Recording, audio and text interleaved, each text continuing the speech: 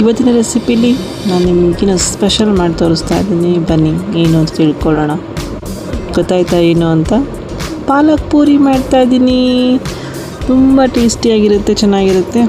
ಮೊದಲು ನಿಮ್ಮೆಲ್ಲರಿಗೂ Rashmi YouTube channel ಆರ್ಆರ್ಗೆ ಸ್ವಾಗತ ಸುಸ್ವಾಗತ. ಹೇಗೆ ಮಾಡೋದು ಅಂತ ತಿಳಿಸ್ಕೊಡ್ತೀನಿ. ಈಗ ನಾನು ಒಂದು ಪಾತ್ರೆಗೆ ನೀರು ಹಾಕಿ ಕಾಯಿಸಿದ್ದೆ. ಬಿಸಿನೀರು ಆದಮೇಲೆ ಅದನ್ನು ಪಾಲಕ್ ಸೊಪ್ಪನ್ನ ನೀಟಾಗಿ ತೊಳ್ಕೊಂಡು ಹಾಕ್ತಾಯಿದ್ದೀನಿ. 2 ನಿಮಿಷ ಬಾಯ್ಲ್ ಮಾಡಿದ್ರೆ ಸಾಕು.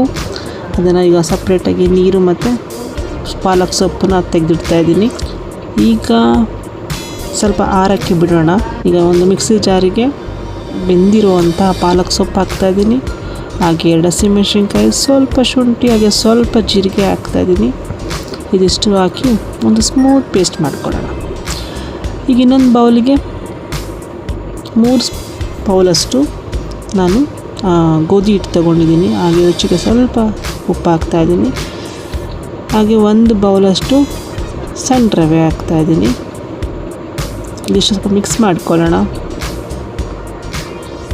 ಇದು ನೀಟಾಗಿ ಮಿಕ್ಸ್ ಆದಮೇಲೆ ರುಬ್ಕೊಂಡಿರೋ ಅಂಥ ಪಾಲಕ್ ಪೇಸ್ಟ್ ಹಾಕೋಣ. ಹಾಕಿ ನೀಟಾಗಿ ಮಾಮೂಲಿ ಚಪಾತಿ ಥರ ಕಲಿಸ್ಕೊಂಡು ಬನ್ನಿ, ಚೆನ್ನಾಗಿರುತ್ತೆ. ಹಾಗೆ ಅದೇ ನೀರನ್ನ ನಾನು ಬಳಸ್ತಾ ಇದ್ದೀನಿ. ಪಾಲಕ್ ಸೊಪ್ಪು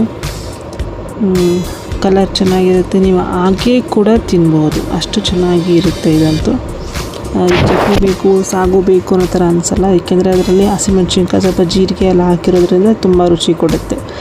ನೀಟಾಗಿ ಇದೆಲ್ಲ ಕಲಿಸಿದ್ಮೇಲೆ 1 ಸ್ಪೂನ್ ಎಣ್ಣೆ ಹಾಕ್ಬಿಟ್ಟು ಒಂದು 15 ನಿಮಿಷ ಹಾಗೆ ಇಟ್ಬಿಡ್ತೀನಿ. ಓಕೆ, ಈಗ 15 ನಿಮಿಷ ಆದಮೇಲೆ ಈ ಥರ ಮತ್ತೆ ನೀಟಾಗಿ ಅದನ್ನು ಚಪಾತಿನ ಮಾಡ್ಕೋತಾ ಇದ್ದೀನಿ. ಇದಾದಮೇಲೆ ಉದ್ದಕ್ಕೆ ರೌಂಡ್ ಶೇಪಲ್ಲಿ ಕಟ್ ಮಾಡ್ಕೋಬೇಕಲ್ಲ.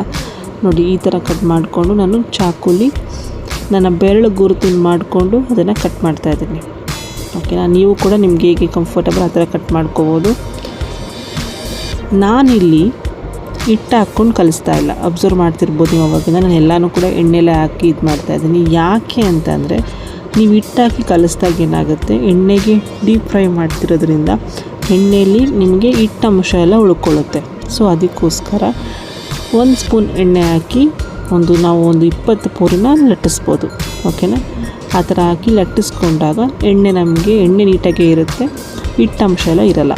ಓಕೆನಾ? ಲಟ್ಟಿಸ್ಕೊಂಡಾದ್ಮೇಲೆ ಪೂರಿ ಎಣ್ಣೆಗೆ ಹಾಕ್ತಾಯಿದ್ದೀನಿ.